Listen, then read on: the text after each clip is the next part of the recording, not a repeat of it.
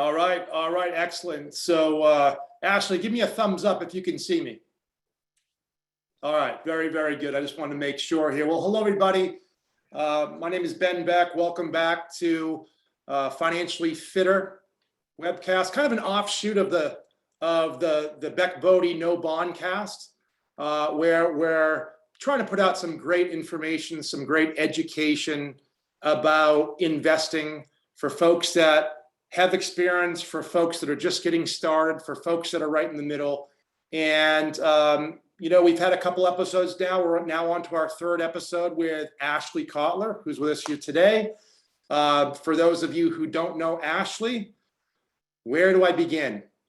Great friend, client, new member of the Beck Bodie team, Team Beck Bodie, super mom, athlete, actress. We only have 20 minutes here. I can't go on and on, but well, you'll have to send your bio everywhere. That's fine. But welcome aboard once again, Ashley. It's great to have you aboard.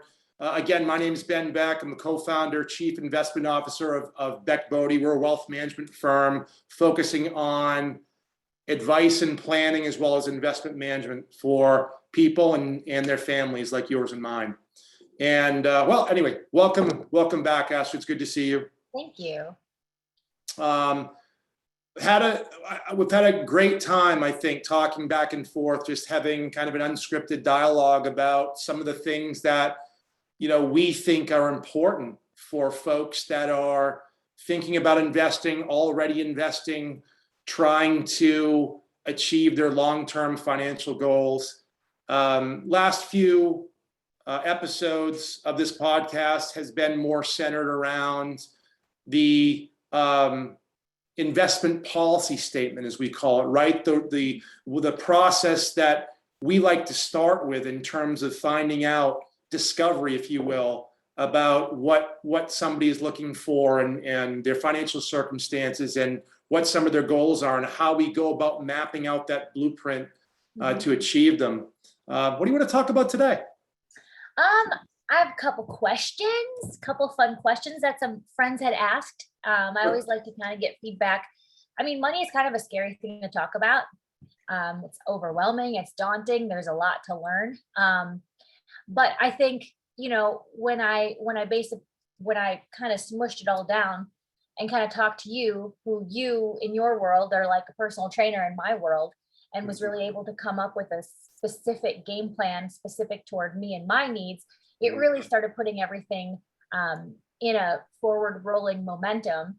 And I think like the bottom line is, I just really feel like in today's society, two things that we are sorely uneducated about are fitness and finances. And the two really do go hand in hand. No matter how good or strong you think you are, there's always room to grow. And there's always setbacks, right? There's always going to be an injury or something that pops up where you can't always get your workouts in.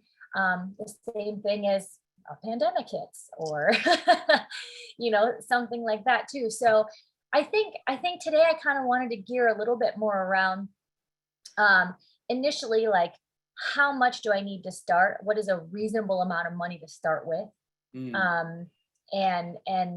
And really how often, and things like, and just kind of like the starting base of where and how I start. Yeah. Do I need to save money do I need to save X amount of money before I even start? Do I have to get in shape before starting CrossFit? Exactly. I hear that all the time. I'm going to come see you when I'm in shape. Right. A lot of similarities, a lot of great analogies between CrossFit and what we do, certainly the financial end, no question about it. Yeah, no doubt. We get that question a lot about, how much do I need to get started? First of all, forget about getting started with us, or let's just say hypothetically, just another financial firm or a firm. Getting started investing, there is no minimum, right? So if you have any kind of a long-term goal, in other words, money that you're not going to be using in the next 6 months for a predetermined purchase, be it a down payment on a home or some other type of purchase that is not that far off in the future, you start with $1. Right? You can go to a financial firm and buy into an investment, a product, what have you, to get you started, to get your money working for you. And from that point, it does matter what you invest in, but on that other end, it doesn't matter what you invest in. As long as that money is not sitting idle somewhere under your mattress, so to speak, or in a money market earning 0.00002% probably these days. If you have a long-term goal, you're willing to put your money at risk. You should be willing to put your money at risk. You want to get started right away. So one, there is no minimum to get started. You don't need to get in shape to start CrossFit. You don't need to have a bunch of money before that money means something when you're investing. Every dollar means something. And I think the quicker that you realize that, hey, if I've got a lot of money building up in my savings account and it's not doing anything, and I know it's not doing anything, the most important thing is getting started. Again, I'll caution that I'm not talking about money that you know you're going to need to spend in the short term, but any money you know that's just accumulating and you don't necessarily know exactly what to do with it, get started in something. Get started in an S&P index mutual index fund or mutual fund. We don't use those type of products, but they're perfectly fine to get started. You need to do your first squat to lose weight or to gain muscle, right? You need to invest your first dollar for it to make money, I guess, right? And it's hard, right? I mean, it's hard to approach something that you're not so familiar with. You hear, just like in CrossFit, you hear about the intensity, or you hear about, all these people lying on the floor after a workout, right? And it's a little intimidating. I understand that. I understand that, certainly the financial industry, if they do something really well, it's making it very complex and confusing for individual investors. Mm-hmm. I get it. No question about it. But you got to get started. And I was going to say, one thing that you don't need is a ton of money. But one thing I personally think after the year that we just had on, our personal lives is it is imperative that you are guided by someone who can help and strategize and bring you to those places. Like, I don't think I know nobody trained with me or does programming from me or comes to our gym because our coaches don't know what they're talking about. Right. They're in a supportive environment that they know are led by people who have the knowledge and the know-with-all of what to do and where to go to get them to their physical goals. Right. Sure. And financially, I think it's the same thing, right? I think it's, meeting you and putting our money in with Beck Bodie was a huge weight lifted off of my shoulders because I don't have to do this alone. I have a head coach who can take the reins and guide me where I need to go and come out with the game plan and the strategy for me. All I need to do is show up and be consistent. That's a great point. And if you could talk to me a little bit more about that specifically, because I do think it's connected to the question about getting started and how much I need to get started. I know we've talked about the investment policy statement and those, the 5 major things that we go through, but how important was it for you to hear about, what you and Justin actually needed to accumulate in a certain amount of time to retire at some point, right? Having that goal out there in the future quantified, so to speak, in terms of a dollar amount. So I think for us, like, our goal, one of our goals is that we want to buy a house within the next couple of years. We have 2 children, so we want to keep contributing to their college fund, and then also contribute to our retirement. And then somewhere in between, possibly, hopefully, have a little bit of a slush fund so I can go get my nails done every once in a while. So I think when I look at all of that, it's like throwing a massive ball of sand at a wall. And I'm like, I don't even know which pieces I pick up and start with. Sure. And I think, when you look at the anxieties of this last year of the pandemic, of our gym being shut down, which was our major income for 7 months, right? When you look at, in a sense, emergencies or things like that, you also have to plan for them. You have to plan a little bit for those things. And I think in talking to you and having hearing our personal story and Mhm. laying out our personal plan and saying, this is the goal number that we want to try to hit so that we can allocate this money toward this money toward this, and this money toward that, so Mhm. that that can grow so that by the time you retire, you have X amount of money that is also accruing interest. So you're able to pay yourselves as inflation grows, as everything gets more and more expensive, you're going to continue, making that money into the retirement years. Um, but also it just kind of puts a lot of things at ease because you're like, okay, once I have my squat cycle, I can follow my percentages, right? Every Monday I go in and these are the percentages I squat, right? Mhm. Yeah, some days I might not hit them fully or perfectly, but that's okay. You work on to the next week. You're patient with yourself and you look forward. And I Mhm. think that was a big thing too. It's like, let's stop looking at this past year of all the bad and let's look toward the future and the plan that we're stepping forward to try to make our goals a reality. Yeah, yeah, absolutely. Well put. That's certainly certainly some excellent points. So cool. So I guess the answer is there isn't a set amount that you need to start Exactly. with. Exactly right.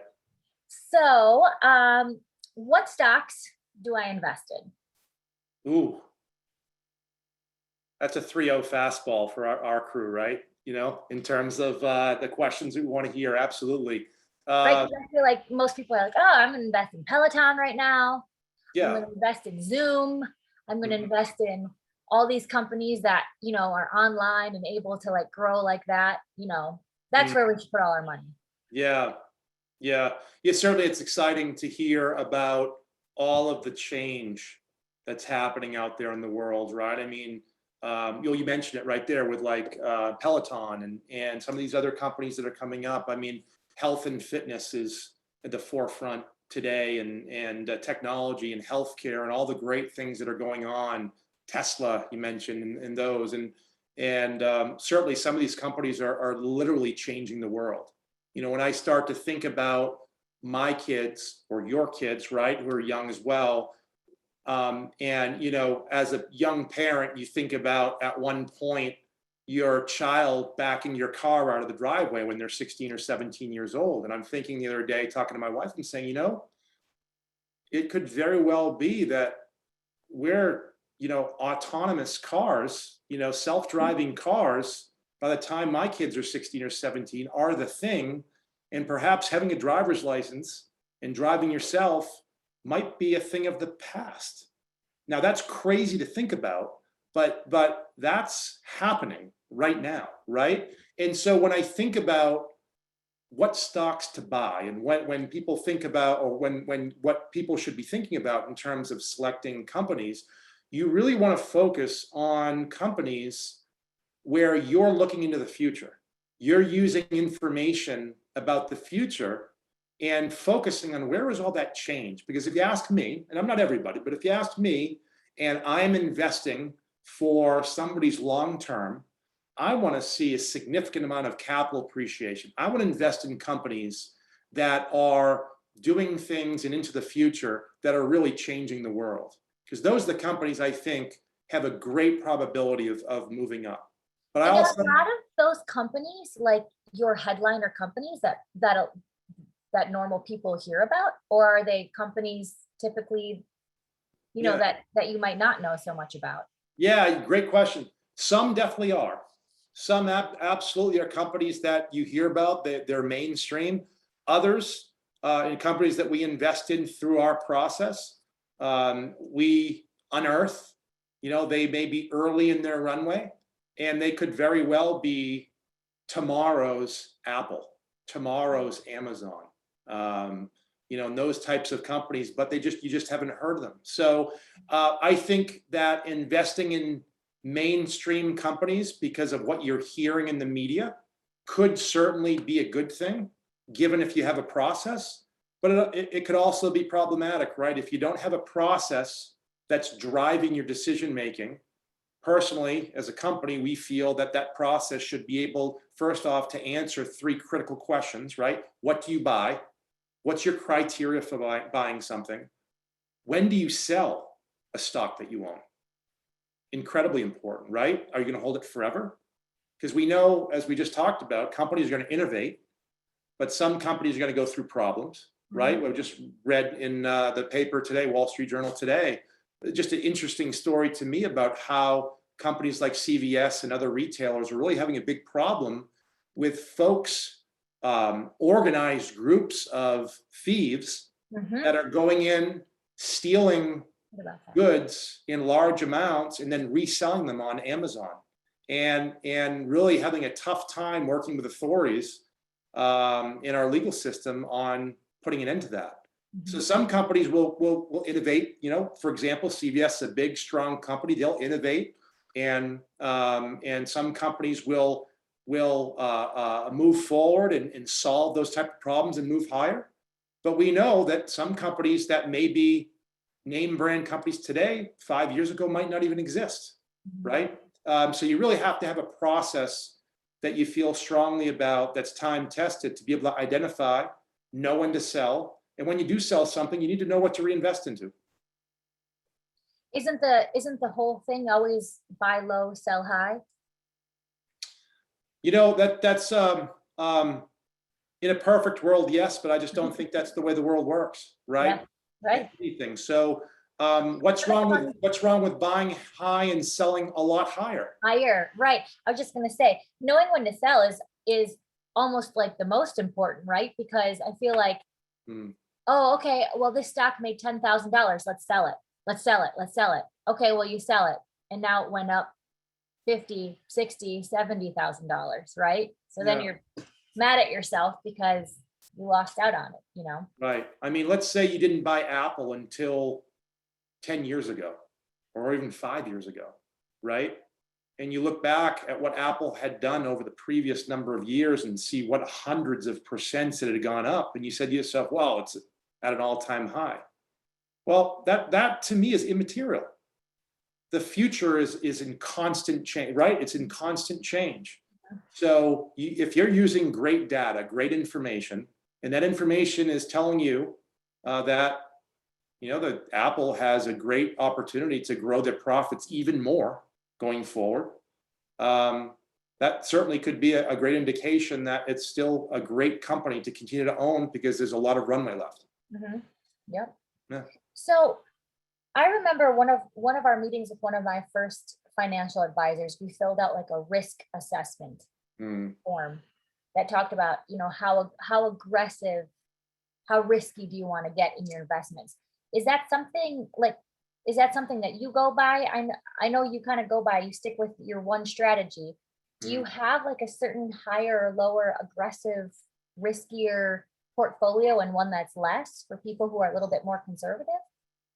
Yeah, so the risk tolerance questionnaire, right, is that what they call it in the industry, right, is a tool that is used in the industry by financial advisors to, for lack of a better description, gauge where the client feels they should be on the spectrum of risk, right? And on the surface, that sounds great, right? Because on one hand, you want to be investing in, theoretically, you want to be investing in something that's going to be comfortable for the investor. Again, I don't think just that's the way the world works, right? You don't have a magic ball, right? So you can be as conservative as you want and still have potential to lose everything. Yeah, that's really problematic, because I think the biggest problem is that we're all human beings, right? We're all emotional creatures.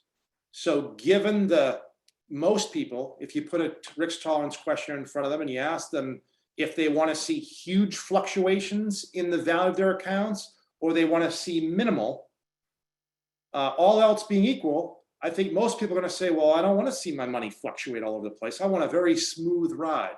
Well, unfortunately, a smooth ride is a portfolio that just moves along very, very slowly, and probably won't outpace the rate of inflation over long periods of time. So in my opinion, that's a very risky endeavor. Yet, interesting. Yeah. So just to kind of like circle back, as the world gets more expensive, as inflation gets higher, as gas prices get higher, insurance, this, that, the other thing, possibly the interest in which you're making on an investment that's very conservative probably will not outgrow the rate in which inflation is. So yeah, you're right. That is incredibly risky. You know, it's all predicated.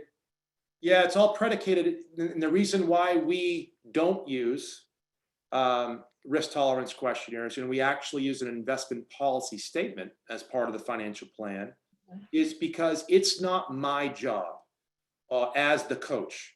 It's not my job as the coach, or your job as the coach in CrossFit, to necessarily rub somebody's back and put them in something you need to challenge. You need to explain to them the risks, what they should expect in terms of volatility, right? Or in terms of how this is going to feel along the way.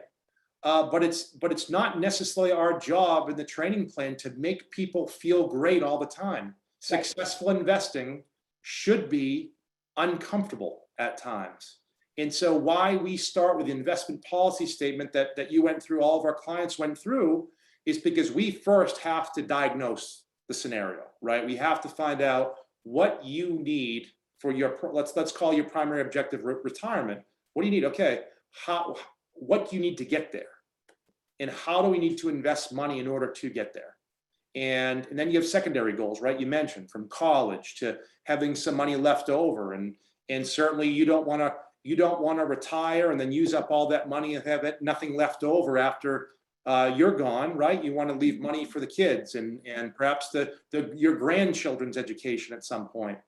And so what we feel strongly about is that the investment policy statement should drive the risk of the volatility of the portfolio that your money is in, putting you in something that can be expected to achieve your goals, and not letting your emotions answer that question, because the human being is a failed investor because we're emotional. So we need that coach to keep us on track. Just like in a CrossFit workout, you know, I know when you get sick, let's say for a week, you feel like you dropped, 3 years out of shape, right? And you feel like you never come back from this. You'll never get back to the shape you're in. And it's untrue. Just like going through a tough market, you see your portfolio go down by 30%. It's the same feeling. I'll never make this back. But invested properly, you absolutely will. No. Yep. So how crazy do you make yourself then? How often should you actually check your stock? Oh. That's a great one. I trust you. You're going to pick the stocks. You have a strategy on how you pick your stocks and your reasons behind of how they're going to grow and hopefully help my portfolio. Oh. But in the meantime, I'm chomping at the bit. How often should I sign online to see what's growing? You hit it right there, right? We're in the technology age, right? I mean, we measure everything in real time, and if something is accessible and that you hear some news, it's perfectly natural. And many of our clients log in pretty frequently to see things. Number one, certainly you want to see how things are performing, as immaterial as that is on a daily basis. But because of the way we do things, as you know, the fact that we work with individual companies, like we talked about before, stocks, people, our clients, more often than not, are interested in what Lululemon is doing, what some of these companies that we own in the portfolio are doing, because if they're athletes, they know who Lululemon is, right? Or they know who Nike is. They know how, if you're in technology, you know who NVIDIA is, you know who Apple is. Everybody knows what Apple is. And so you have a greater amount of interest with respect to the operational nature of how we identify stocks, when we sell stocks. And so I find just as much as folks are logging in often to see performance, they're also interested in the actual companies and interested in the process and how things are coming in and out of the portfolio. So how often? I'm interested just like everybody else, right? I just happen to get to do this for a living. So I'm looking at things every day. So it's easy for me. But just as long as you don't drive yourself crazy and you have a coach that doesn't allow you to sabotage your portfolio. That's the big thing. Check it as much as you want. But if you start doing things that are detrimental to your financial plan, your future growth by market goes into a bad couple weeks. Oh, geez, maybe I should sell everything and wait it out. You know, things like that is the type of behavior you really want to avoid. Interesting. Yeah, for sure. Yeah, it is. It's such a technological world right now. We have everything at our fingertips whenever we want it. Yeah, yeah, it's amazing. So we're almost at time. So I just kind of want to wrap things up a little bit here. So I personally think, obviously, when it comes to personal things in your life, the more education you can have on it, the better.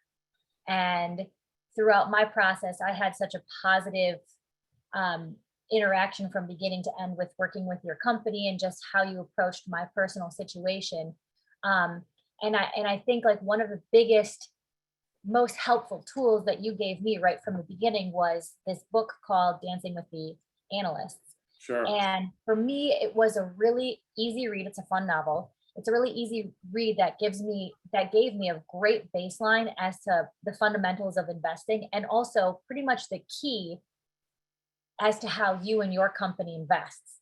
And I feel like when I read that book and knew kind of the backbone of you and your company and how you invest, again, it was like another weight lifted off of my shoulder, because it just pretty much gave me your guide, your strategy, your workout progressions, right? To get, people where they want to go. So anyone listening in who would like a copy of this book can either reach out to me, send me their name and address, or is it info at Beck Bodie? Invest at Beck Bodie, or social at Beck Bodie. You go to our website, beckbodie.com, and you can any media platform, any medium. We will find you.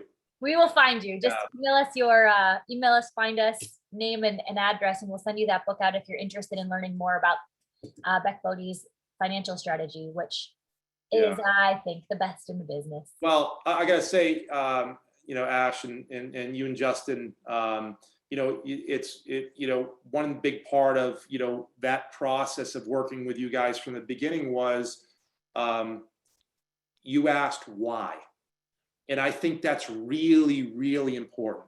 It's really, really important in really any endeavor is to, you don't have to be an expert, but it's really important to understand. And that's why the book, the reason you mentioned the book was so instrumental, at least getting you to that point where you felt comfortable. Okay, yeah, okay, see, and it gave you the opportunity with us to have that dialogue about why do you do it this way? And why is that important for us?